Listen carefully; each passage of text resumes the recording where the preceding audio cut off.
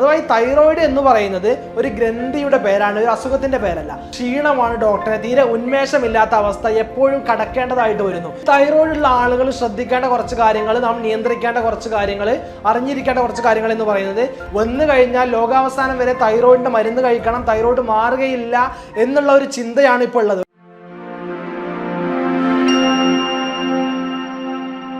Doctor, എനിക്ക് ഭയങ്കര ക്ഷീണമാണ്, അല്ലെങ്കിൽ ഭയങ്കര തണുപ്പാണ്. സാധാരണ നമുക്കെല്ലാവർക്കും ചൂടുള്ള സമയത്ത് അവർക്ക് ഭയങ്കര തണുപ്പായിരിക്കും, ചില്ലിനെസ് ആയിരിക്കും. നമുക്കെല്ലാവർക്കും തണുപ്പുള്ള സമയത്ത് അവർക്ക് ഭയങ്കര ചൂടായിരിക്കും, ചൂട് സഹിക്കാൻ പറ്റുന്നില്ല എന്നൊക്കെയാണ് പറയാറുള്ളത്. സാധാരണയായി കോമൺ ആയിട്ട് തൈറോയിഡിന് കാണപ്പെടുന്ന ലക്ഷണങ്ങളാണിത്. സാധാരണ തൈറോയിഡ് പേഷ്യൻസ് പറയുന്ന ലക്ഷണങ്ങളാണിത്. സാധാരണ ആളുകൾ ക്ലിനിക്കിലോട്ട് വരുമ്പോൾ ഡോക്ടറെ എനിക്ക് തൈറോയിഡ് ആണ് എന്ന് പറയാറുണ്ട്. അഥവാ ഈ തൈറോയിഡ് എന്ന് പറയുന്നത് ഒരു ഗ്രന്ഥിയുടെ പേരാണ്, ഒരു അസുഖത്തിന്റെ പേരല്ല. അഥവാ നമ്മുടെ തൊണ്ടയിൽ കാണപ്പെടുന്ന ഒരു ബട്ടർഫ്ലൈ ഷേപ്പിലുള്ള ഒരു ഗ്രന്ഥിയാണ് തൈറോയിഡ് എന്ന് പറയുന്നത്. ഈ തൈറോയിഡിന് ഒരുപാട് ഫങ്ഷൻസ് നമ്മുടെ ശരീരത്തിലുണ്ട്. നമ്മുടെ ഗ്രോത്ത് ആൻഡ് ഡെവലപ്മെന്റ്, നമ്മുടെ ശരീര വളർച്ച, അതുപോലെ തന്നെ ഒരുപാട് മെറ്റബോളിസങ്ങളൊക്കെ നിയന്ത്രിക്കുന്നത് ഈ തൈറോയിഡ് ഗ്രന്ഥിയാണ്. ഈ തൈറോയിഡ് ഗ്രന്ഥിയുടെ ഹോർമോണുകളിൽ ഉണ്ടാകുന്ന ഏറ്റക്കുറച്ചിലുകളാണ് അതിന് ഏത് അസുഖമാണ് എന്ന് നമുക്ക് മനസ്സിലാക്കാൻ കഴിയുന്നത്.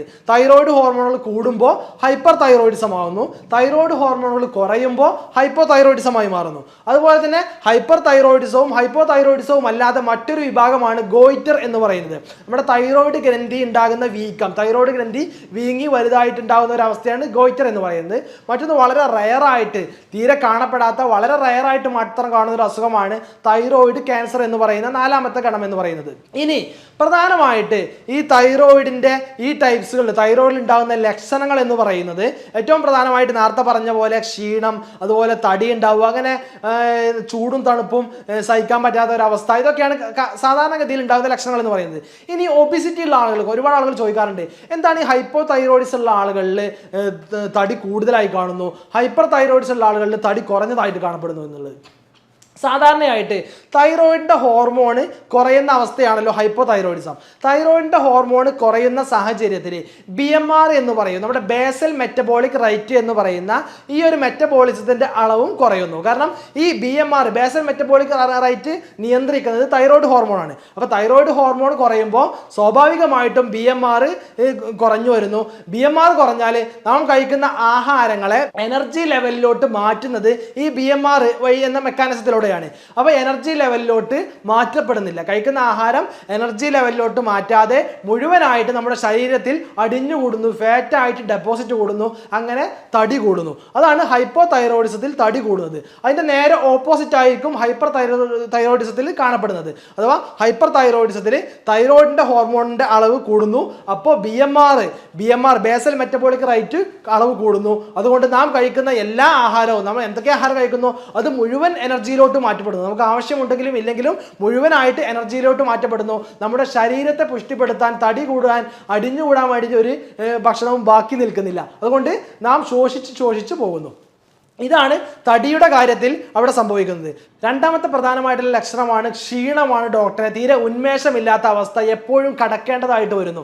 ഇതും നേരത്തെ പറഞ്ഞ പൊണ്ണത്തടിക്ക്, ഒബിസിറ്റിക്ക് ഉണ്ടാകുന്ന കാരണം തന്നെയാണ് BMR.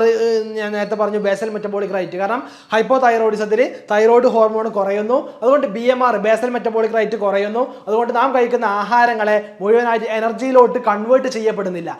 എനർജിയിലോട്ട് കൺവേർട്ട് ചെയ്യപ്പെടാതിരിക്കുമ്പോൾ നമുക്ക് എനർജി ഉണ്ടാവുകയില്ല. സ്വാഭാവികമായിട്ട് എനർജി ഇല്ലാത്ത ഒരാൾ എപ്പോഴും ഉന്മേഷമില്ലാതെ ഒരു ക്ഷീണിതനായിക്കൊണ്ടായിരിക്കും എപ്പോഴും കാണപ്പെടുക. അതാണ് എപ്പോഴും ക്ഷീണിതനായിട്ട് ഒരു ഹൈപ്പോ തൈറോയിഡിസം ഉള്ള ആളുകൾ കാണപ്പെടുന്നത്. മൂന്നാമത്തെ ലക്ഷണമാണ് നേരത്തെ പറഞ്ഞ ചൂടും തണുപ്പും മാറി മാറി വരുന്ന അവസ്ഥ, അല്ലെങ്കിൽ ഈ ചൂടിനെയും തണുപ്പിനെയും നിയന്ത്രിക്കാൻ പറ്റാത്ത ഹീറ്റ് ഇൻടോളറൻസ് അല്ലെങ്കിൽ കോൾഡ് ഇൻടോളറൻസ് എന്ന് പറയുന്നത്. ഹൈപ്പോ തൈറോയിഡിസം ഉള്ള ആളുകളിൽ നേരത്തെ പറഞ്ഞ പോലെ തന്നെ BMR അവരിൽ കുറയുന്നു. അതുകൊണ്ട് അവരിൽ മെറ്റബോളിസങ്ങളൊക്കെ കുറവായിരിക്കും. എല്ലാ ശാരീരിക പ്രവർത്തനങ്ങൾ, ഉള്ളിൽ നടക്കുന്ന പ്രവർത്തനങ്ങളുടെയൊക്കെ അളവ് കുറയുന്നു. കാരണം BMR കുറവാണ്, എനർജി കുറവാണ്, എല്ലാ പ്രവർത്തനങ്ങളും കുറവാണ്. അതുകൊണ്ട് അവിടെ സ്വാഭാവികമായിട്ട് ചൂട് കുറയുന്നു. ചൂട് കുറയുന്ന സാഹചര്യത്തിൽ അവർക്ക് ഭയങ്കര ചില്ലിനെസ് ആകുന്നു, എപ്പോഴും തണുപ്പ് അനുഭവപ്പെടുന്നു. നേരെ ഓപ്പോസിറ്റ് ആണ് ഹൈപ്പർ തൈറോയിഡിസത്തിൽ. ഹൈപ്പർ തൈറോയിഡിസത്തിൽ തൈറോയിഡ് ഹോർമോൺ കൂടുന്നു, BMR കൂടുന്നു, എല്ലാ പ്രവർത്തനങ്ങളും മെറ്റബോളിസങ്ങളും മെക്കാനിസങ്ങളും കൂടുന്നു. അതുകൊണ്ട് കൂടുതൽ പ്രവർത്തനങ്ങൾ നടക്കുന്നതിനാൽ ചൂട് കൂടുന്നു. അവർക്ക് എപ്പോഴും ചൂടായിരിക്കും, ചൂട് തീരെ താങ്ങാൻ പറ്റാത്ത അവസ്ഥയായിരിക്കും അവർക്ക് ഉണ്ടാവുക.